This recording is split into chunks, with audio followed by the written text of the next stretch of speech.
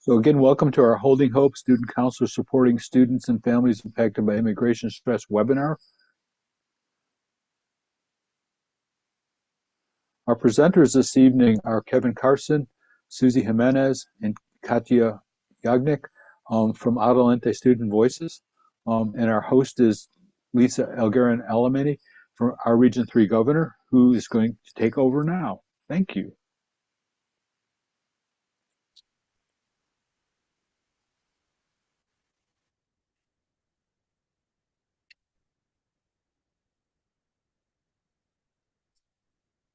Good evening, everyone. I just wanted to say thank you all for being here today as we take time from our busy schedules to reset, get ready to represent our students and our schools. So I am Lisa Algarin-Alamany, Region 3 Governor, and I am a bilingual school counselor at a high school at Dutchess County. So before we begin, I just wanted to remind and encourage everyone to join NYSSCA. We have lots of opportunities for professional development as well as support. We have mentorship programs. We have a very successful annual conference, which this year's date will be November 11th through the 13th. For those of you who are aspiring school counselors, there's a student rate and there's a reasonable early bird rate. So please join us. So why this topic matters, obviously we all feel the same way that this is a very important topic. We all know that as school counselors, we play a critical role in supporting immigrant and mixed status students. Our students may be experiencing fear related to immigration-related stressors. Their families may struggle navigating college and financial aid systems. And then as school counselors, we can provide stability, advocacy, and accurate information. We're also hoping that by the end of this workshop, you leave with even more equitable college planning tips and appropriate culturally responsive support. So the beginning of this workshop will be recorded as the presenters share their information, and the last around 15-20 minutes will not be recorded so that we can have a space for any and all questions.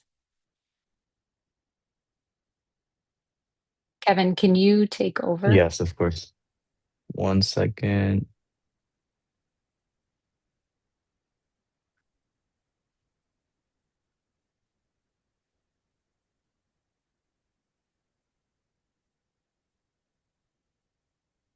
And also quick shout out to all the Lehman students and grads.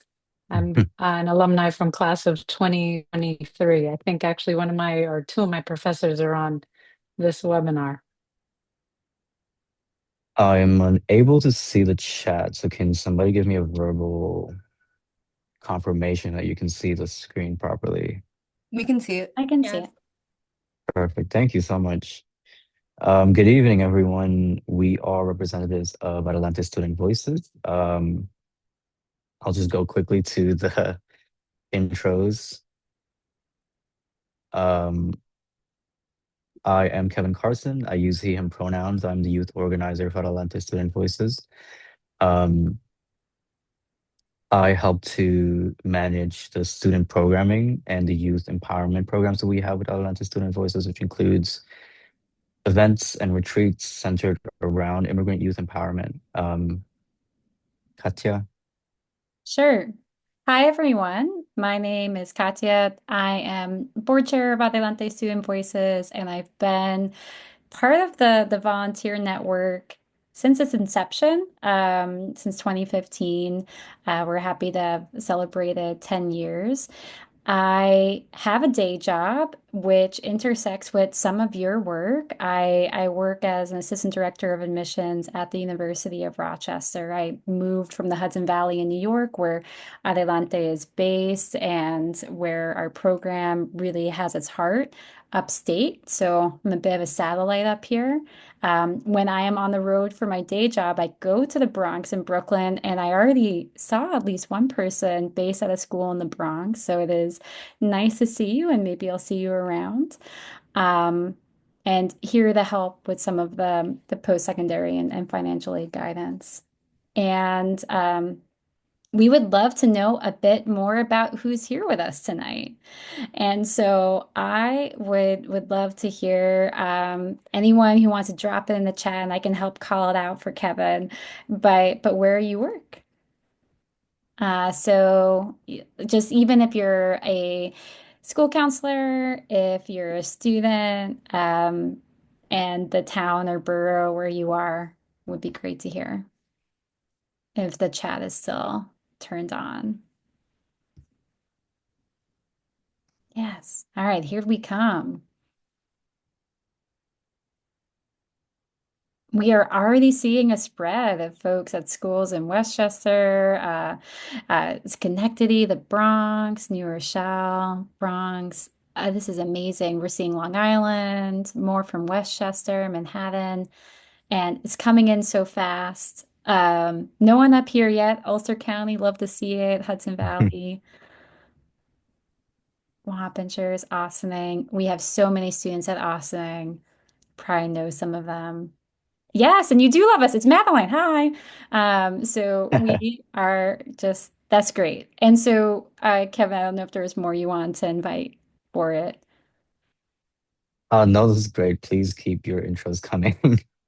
I am in Brooklyn, but I travel up to Hudson Valley quite often, so I'm around in the city. I'm also a student at a CUNY, John Jay College. Anyone who's interested in connecting, please do feel free to reach out. And I got my master's at Teachers College. Haven't seen anyone there yet. But nice to meet you all. Okay. A little bit about Atlanta Student Voices. So Atlanta is a safe space for undocumented students in New York State to explore their legal status and routes to college with their peers and professional staff.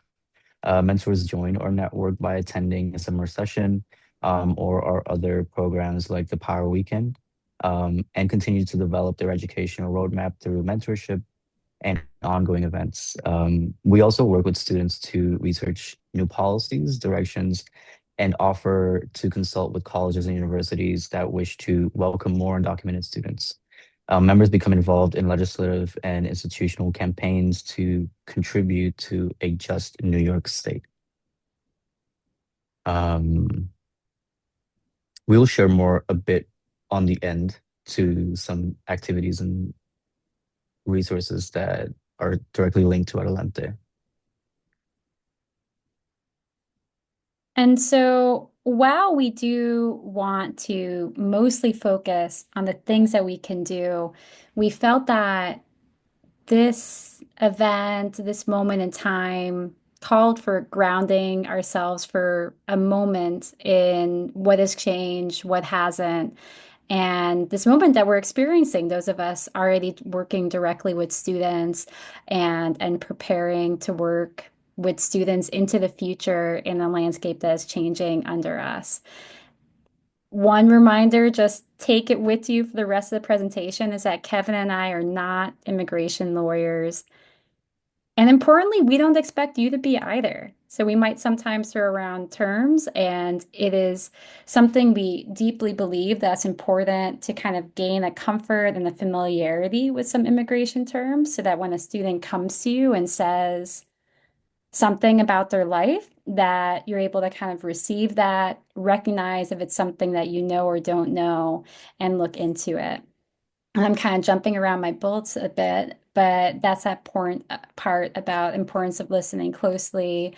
Students may use a variety of terms to describe their status, and these terms have an impact as we go through these slides on what they might be eligible for.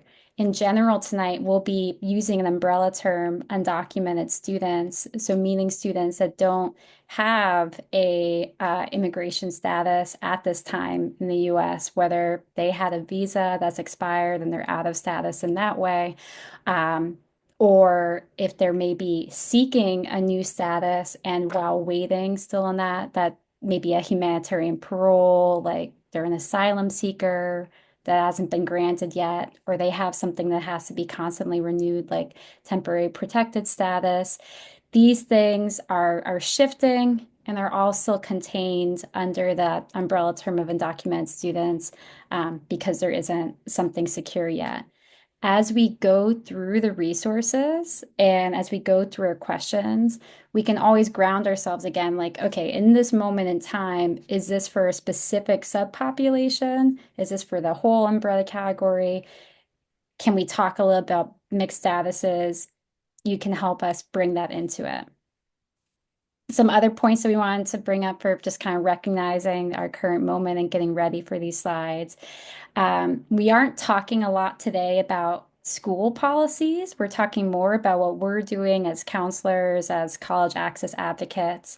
But it is important to know and to research individual district plans and responses for ICE enforcement that has been a source of fear for students, and knowing what's in place and being able to share what's in place can help provide some clarity, even if it's not always something that will give a sense of safety. But clarity can help add to that. Um, Even at this time, where some enforcement policies have been changing and people going to new places like the courts and outside schools for enforcement, even as what gives protection while you're in a certain status or navigating statuses, even as people might be losing immigration statuses, all of that is in a sense of flux. But education law here in New York State, at least, hasn't changed as it pertains to undocumented students. If we were presenting to you 3 years from now and we're presenting to you now, we're going to be able to provide the same pathways, the same resources, and the same belief that having optimism in the future, confidence about the ability to go to college and to seek out a career and have hope in a future where there's more pathways to citizenship is so important. So we'll now go through some slides, and as Lisa shared, we'll have time for discussion at the end, but just wanted to recognize this for a second. Yeah, thank you, Katya, for guiding us through that first and diving straight first into it. Emotional well-being. This is one of the biggest topics right now for our students. As an organizer who's working with them after school and at uh, private events in our org, there's a lot of concerns about emotional well-being. These are some best practices that students can utilize. One of them is building safe communities. And this can be in the form of joining affinity groups or finding a counselor you can trust, or joining events and programs with organizations that are trustworthy. Another one is developing emotional regulation skills. Um, Currently, now a lot of the news and stuff can be very frustrating, and it is a lot of added pressure to young folks, especially being in school and having to deal with the regular stressors of being in school. Something as simple as breath work or journaling can help. Um, it takes just reminding them of these things that they can do. But another further step, and maybe an important one, is therapy if possible. I know some schools are able to provide therapy for their students or counseling for their students. It is important to help them get access to these resources. Um, and another one is to set boundaries around news and social media. Uh, if you guys have ever been keeping up with the news recently, it is a bombardment of new policies, changes, and things that are going to impact us in a very deep and crazy way. And that's all that our students, sorry, that's all that our students are feeling right now as well. And like I said earlier, added on to just being a regular student, they are regular students. They are adding stressors, political stressors, um, that are changing the course of how they think of themselves and how they think of school. Some things that can help is following orgs or groups that offer support and not fear. Atalanta is one of those groups. There is United We Dream, President's Alliance, and New York Immigration law center that provide updates on social media and other platforms that synthesize the news in a way that's very digestible and that's not fear mongering the way news outlets have been doing it. And to ensure that the facts are the facts. There are posts and stuff that have been going around that incite fear of ICE being in certain neighborhoods when sometimes this isn't true. Um, and this can lead to students not wanting to show up for classes, not wanting to show up for any event that can ground them into not being alone or isolated. Another important thing, and this can feel like a very small drop in a huge bucket of need for our students right now, is know your rights and resources. Undocumented immigrant students do still have rights. As Katya was mentioning earlier, they have the right to education, they have the right to protection and for representation. It is important that they understand this, even though ICE is doing what they want to do. Um, it is important to keep bringing hope to them and keep telling them that they have resources and they have rights that they can utilize. And there are folks out there, and orgs out there and advocates out there who are fighting for their rights to be heard. Um, one of the final things is to affirm identity and cultural strength. A lot of the news that are coming out and a lot of the ways that immigrants have been portrayed and put students in a place of shame. It is important to protect them against this shame, and this can come in the form of storytelling, exposing them to literature and narratives that are true about their culture and about their strengths and about who they are, as opposed to um, the stereotype of, bad immigrant. These things can be very super, super impactful for students and their well-being. And going forward as counselors, there are some things that you guys can help out with a lot that can definitely impact students in the long run. Is to create explicitly safe and confidential spaces. Avoid unnecessary documentation questions about status. Like Katya was mentioning earlier, there are a lot of languages that students can use or that students are using that suggest their documentation or suggest their status. It's important to know not to pry. Uh, Sometimes the students can say that, oh yeah, my family doesn't have work authorization, but we can file taxes, or that we do file taxes, or that I'm not able to work. And that alone is a lot of information, if you know what to look for in learning that a student can't apply for a certain thing or can't move forward in a certain way. Another way of creating confidential spaces is to signal safety through posters and flyers. And these can be things like undocumented students are welcomed here, or undocumented students have right, or immigrant students are welcome here, immigrant students have rights.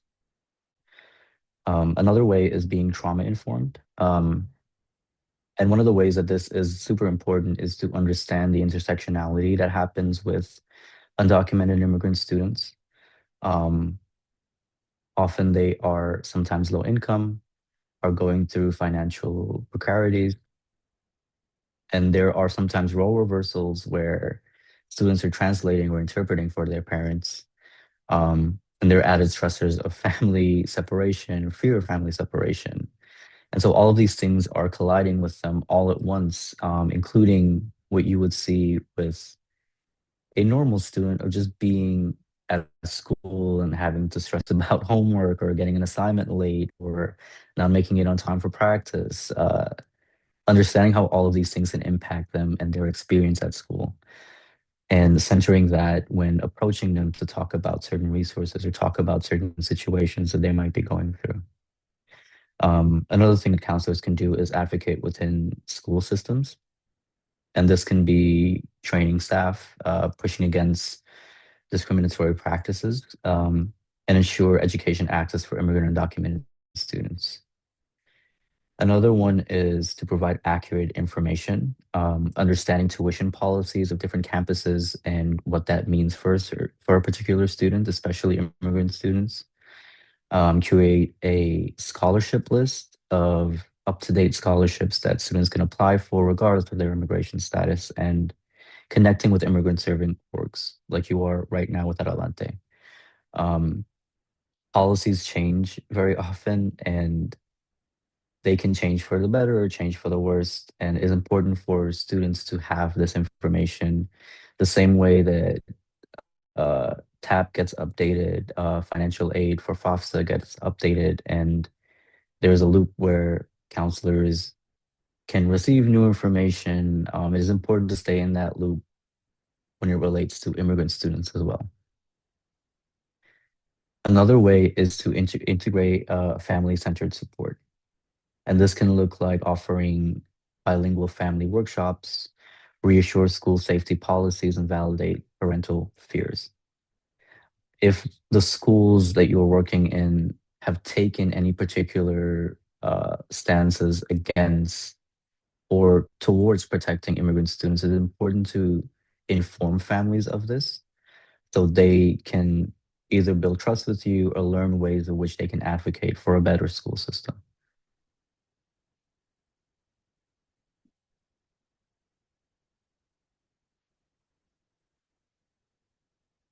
The next topic we're going to talk about is family engagement. And like I mentioned earlier, it is important to involve family members within decisions that center around undocumented immigrant students. One of the ways that I mentioned earlier again is to host culturally responsive workshops, offer invites to both students and parents. Often translations might be needed. It's important to get those in place beforehand, and to keep families informed. Another way is to build trust with them, clearly explain confidentiality, um, and partner with community-based organizations, including places of worship. One of the ways Adelante has been helping or supporting students sometimes when they feel fear of even reaching out to us is to connect with orgs that are providing flyers or workshops at churches. Um, and this can be very helpful because church is one of the spaces that a lot of immigrant family feel safe at. Um, and it's just an example of meeting families where they are. Another way is validating cultural strength. And this can look like reframing from titling families as hard to reach, as opposed to a Yeah, system that hasn't earned their trust yet. It can be very easy to title families as hard to reach because a lot of them are sometimes core breadwinners, or sometimes students might have to go home and take care of other siblings.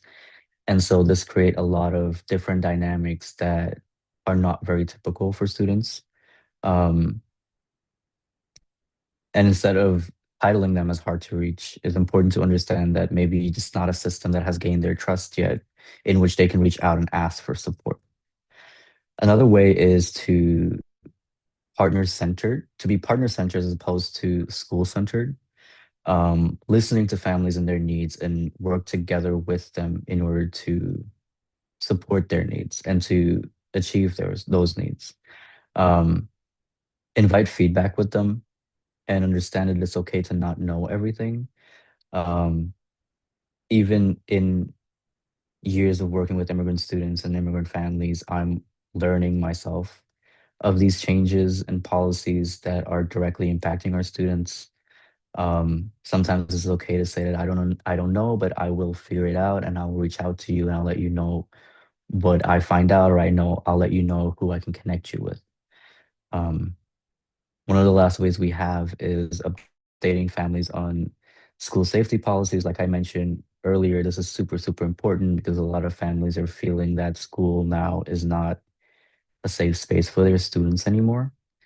It's important that if your school has taken steps to protect students or to put policies in place to inform students and families about this, whether through phone, through school events, or just informational letters being sent home.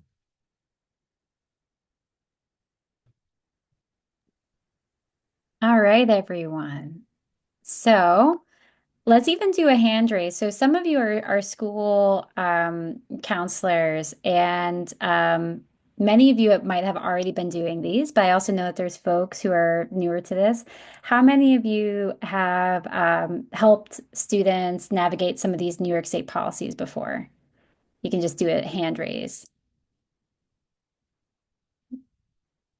And maybe do a different effect like a crying emoji. But have you ever had issues with it? Or maybe a smiling emoji if you've never experienced any issues getting these New York State things together.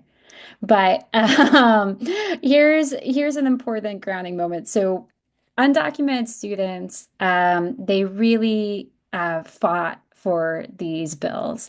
And so in-state resident tuition is a part of education law that was amended to clarify and to include undocumented students in 2001 afterwards. A lot of shifts at the federal and state level. And the amendment, it provides a means of eligibility to in-state resident tuition for undocumented students who meet certain additional conditions beyond what a citizen or permanent resident would need to meet of just living in the state for a year and being able to qualify for in-state resident tuition. And so for undocumented students, it's having attended a New York State high school for at least 2 years and graduated, or graduating with a New York State high school equivalency diploma, and then applying to college within 5 years of high school graduation. They also must submit an affidavit that they plan to legalize their status as soon as they can do so. I worked at a public university before the University of Rochester, and it was around that time when a memo went out saying, here's some clarity on what you should do with that affidavit. After you sign off that you saw it, you should shred it. And so there is some question about the use factor of these affidavits. But if you ever hear a student kind of grappling with that, that is a somewhat unique part that can feel scary. It has to get notarized. They're saying that they plan to legalize their status. Templates exist on the SUNY and CUNY sites. You can tell them if the college and when the college asks for it, just gets shredded. We've seen cases where it can be a little tricky for students where when they first apply, they might in the background, because they've said that they're not a citizen or permanent resident, they might get automatically coded as an international student, which can have ramifications on their application checklist items, the communications they're receiving from the school, their consideration for even merit scholarships, not just need-based or aid, and then that bill saying maybe out-of-state tuition instead of in-state tuition. So it's really important to counsel students not to take this policy for granted, but to be asking questions and to be following up with the universities that they're in contact with to make sure that they're in the system correctly and going to be charged correctly moving forward. A more recent bill is Jose Peralta New York State Dream Act. It was signed into law in 2019. And so relatively recent on our landscape. And it provides eligible students very close to the same as above, except they have to matriculate in college within 5 years of graduation, the opportunity to apply for New York State aid without submitting the FAFSA. So you might, if you've helped students apply for aid before, if they are FAFSA eligible students, they do the FAFSA, then they can kind of link into TAP, they create a HESC profile, or they can go to the HESC site and set it up. For New York State DREAM Act students, undocumented students, and other qualifying students, they would be entering through that portal specifically, the DREAM Act portal, and creating their profile there and adding the first eligibility form showing that they're graduating from New York State High School, they are undocumented, or they can select something specific like TPS or DACA within that. And that eligibility form only has to be done once, but then each year they'll return to that portal to apply for New York State aid. I love that question about it, and I'll answer it now instead of the discussion. So this is important because in that form, They're doing a different version of the TAP application. New York State Dream Act's not its own scholarship. I sometimes have students say, Katya, where in my bill does it say my Dream Act money? It's not scholarship, it's access to apply for New York State aid. And there is a question in the chat that I'll answer now here about I have yet to see one of my students get full TAP when they go through Jose Peralta. Do you know if this is typical? We've been doing this a while at Adelante, and I've seen how this plays out. So in one thing, in the, for lack of a better term, the normal HESC built out TAP application, it pulls information from the FAFSA. You're required to have your FAFSA process first, and it is pulling information from tax systems, and it's much more instructive of who is a dependent student, who is an independent student. For reasons of trying to be inclusive of students from families where they might not be doing taxes, TAP that's a benefit. It gives some opportunities through the New York State Dream Act to manually enter information. The downside is there are many more pitfalls.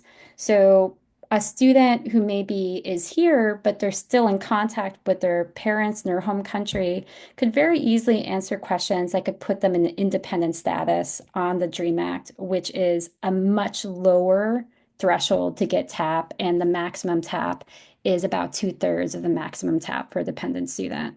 Also, they did a really great job of recently adding a link, a PDF that is much more instructive about how to get to income. If you haven't done a New York State Dream Act TAP application this year, they added it this year. It's new. If you click for more information, it tells you where exactly on the New York State or federal taxes to pull that question of income. I've seen a lot of families, a lot of students just put total wages there. They are looking for New York State taxable income, which can be significantly, significantly less. And that's very important too, because it then gets compared. $10,000 put in that box is read by the machine as more of like a $40,000 wage for a larger family. So it's really important to actually use New York State taxable income or follow the instructions that they've now more helpfully added. And so that's my advice for actually helping your students maximize TAP. And if there's weird cases, again, we've seen a lot of them, can always send them our way. And so you can go on to the next slide. I'm happy to take more cases in the discussion. So these are form of New York State financial aid. And so TAP, that's a big one for a dependent student, max of 5,665. Excelsior and enhanced tuition assistance. If you are a counselor who's ever thought, these programs are not that useful because they're last dollar scholarships. They meet tuition that haven't been met by other means, and maybe TAP plus Pell is covering it for a lot of your students who have a low enough income to qualify for Excelsior ETA. For undocumented students, it can be very useful because they don't have Pell, and maybe they don't have other scholarships, or maybe their TAP came through a lower amount. So Excelsior and ETA, these are also forms of tuition aid in New York State. Different application can still be accessed through the New York Dream Act profile. It opens later, and it typically has a deadline in August. Opportunity programs have long been accessible to undocumented students, but now the stipends are too, thanks to the Dream Act. EOPs at SUNY, Seek College Discovery at CUNY.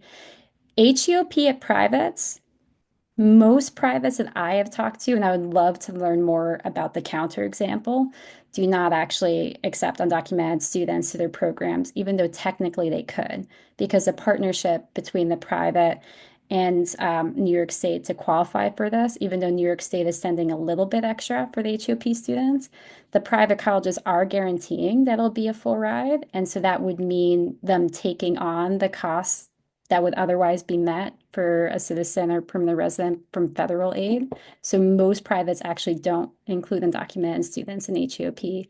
I think someone told me Hamilton did. Would love to hear of more examples where I work, University of Rochester doesn't, even though we accept undocumented students normally. STEP and C-STEP, aid for part-time study, part-time scholarship, part-time TAP. These can be a little complicated and usually require an additional form for financial aid. the most ones that you'll see when directly working with students are TAPT and Excelsior. We can go to the next slide. And so just some general best practices, and we can share out more with each other. Helping students research and get ready.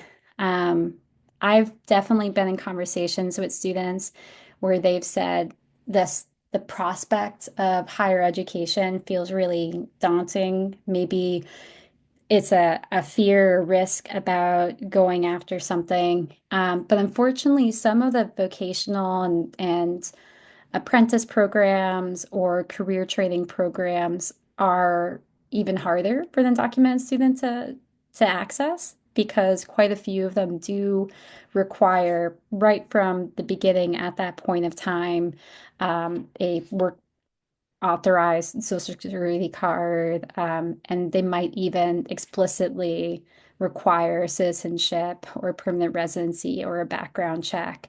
That would make it very hard to start out in those programs. There are some exceptions. There are some temporary things, like I think you can get temporary CNA, but then there comes a certain point where you have to be able to show it.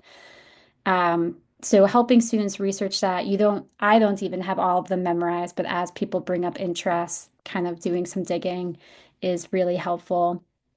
And that being a way as well to encourage higher education.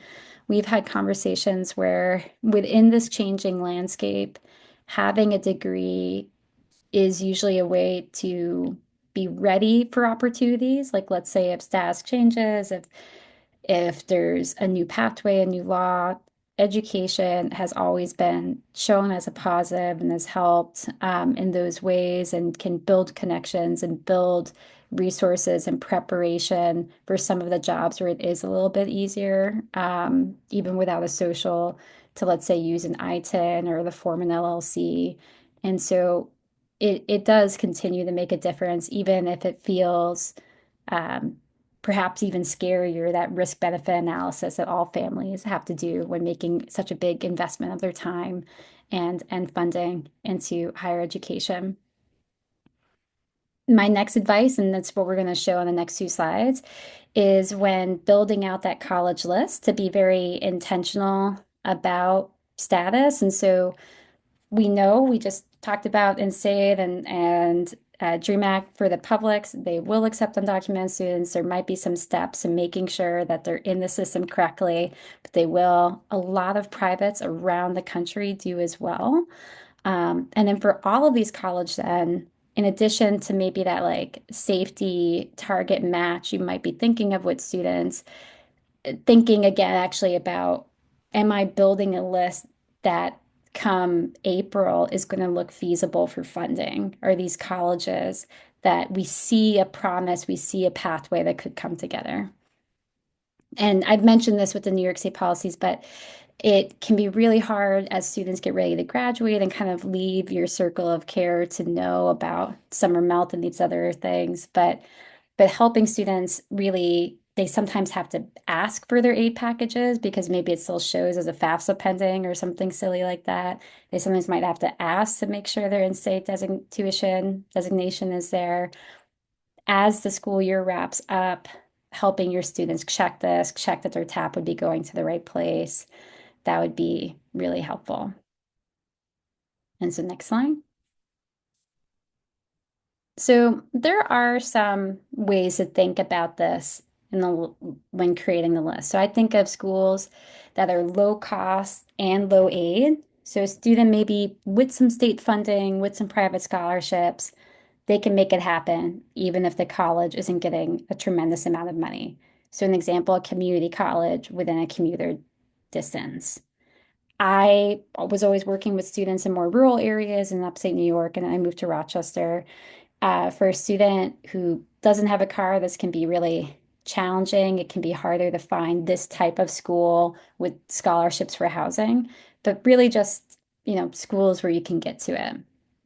One thing to keep in mind is that community colleges might have some additional steps. Usually it has to be done over the summer, within that 60-day window before the start of school to prove in-state residency, or even if they're coming from a different county, providing a certificate of residency to be able to go to that community college, these steps would be helpful to walk through with a student right before they leave for the summer. Then I think of medium cost, maybe mixed aid schools. So the reality for some students I've worked with is that even if a 20,000 price tag might feel just as unattainable as an 80,000 price tag once you remove the possibility of loans and some other grants and scholarships. But there are some sort of medium cost schools that give really high tuition scholarships that if you can commute to them especially or win some additional scholarship funds that can help with funding, can also end up being doable. But I would be cautious of how many you have on a student's list because some of these aren't guaranteed. So some examples are the Dream US. Sounds very similar to New York Dream Act, but this is a national private scholarship. It can help with housing costs even for students going to any of the CUNYs and a few of the SUNYs. They have in-state partners and some regional privates with up to like full tuition merit. Maybe then they only have to pay for fees and find a way to get to the school or win something for housing. Next slide. And then there are the high cost, high aid schools. And these can be a hard sell, you know it for all your students, but looking for schools that meet 100% demonstrated need and have a policy on international students following within that. These typically are schools that are highly selective, and where having admissions relationships can be important to help your student advocate for themselves, for you to provide more information for your student. Some schools, like University of Rochester, we track demonstrated interest, and I will tell counselors openly, like we are a need-aware school, and we really need to know that your student is serious about us because we only have so many spots that we can offer when providing a full aid package, especially within kind of that international lens and that budget. And even schools that maybe don't have a policy of demonstrated interest, you'd be more likely to fight for your student and to advocate for them in a selective pool if they've met them, if they know that they're really passionate about how going to that college is going to change their life. These schools will often require the CSS profile and or some other form. These forms often have very serious deadlines, more serious even for international students. And I've had counselors who get accepted to a school like NYU and that a deadline passed on February 15th and they're told to defer. And so there's some schools like this where that's really important. And so some examples are listed there, but I did put a QR code. I did put a QR code for just schools that meet 100% of need. This doesn't break it down about if they're need aware or not. My examples here are a bit more open, a bit less need aware specific for undocumented students, but that QR code is a list of schools that of privates that meet full need. Next slide is fine. So that's it. We hit our target of being able to have 15 minutes.